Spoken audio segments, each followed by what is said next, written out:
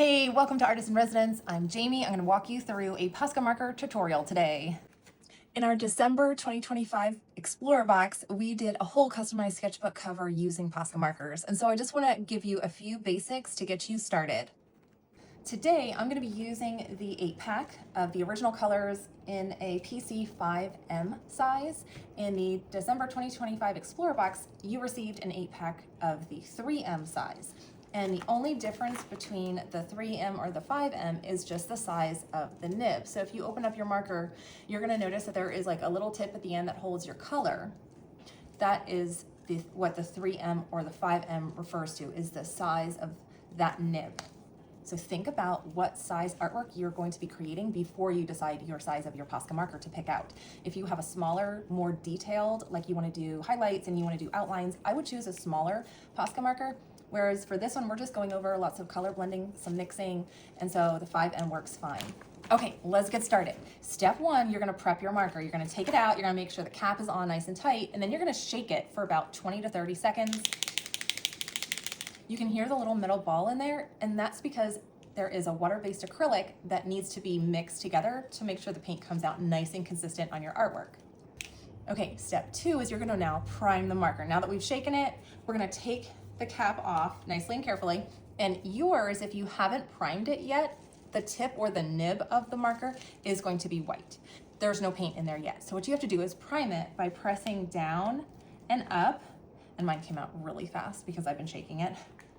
But you're gonna press it up and down until that paint starts to flow into the nib, and then you're ready. Step three is now blending.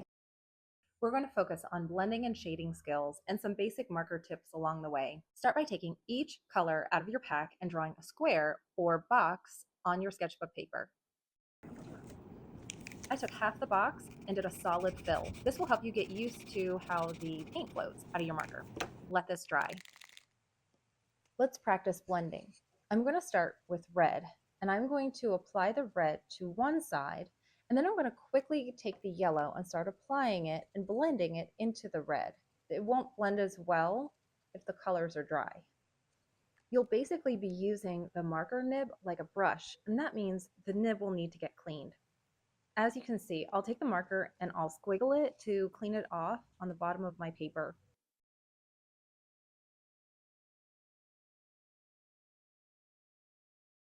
Remember when I said that these colors are opaque? Opaque means that it's not transparent, you can't see through them. So when everything is all dry, you can add layers on top, such as dots or stripes or whatever kind of detail you want to work in there. And you can still see the color directly on top, but not the color underneath anymore. That's because it covers completely. Sometimes the nib of the marker will get ruined by pressing too hard or scrubbing it on the paper to blend it too much. Sometimes it just happens over time.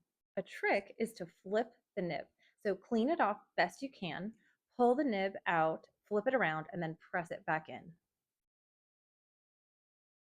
Now let's try shading a sphere. Start with a circle. Find your light source, which is what direction your light is coming from.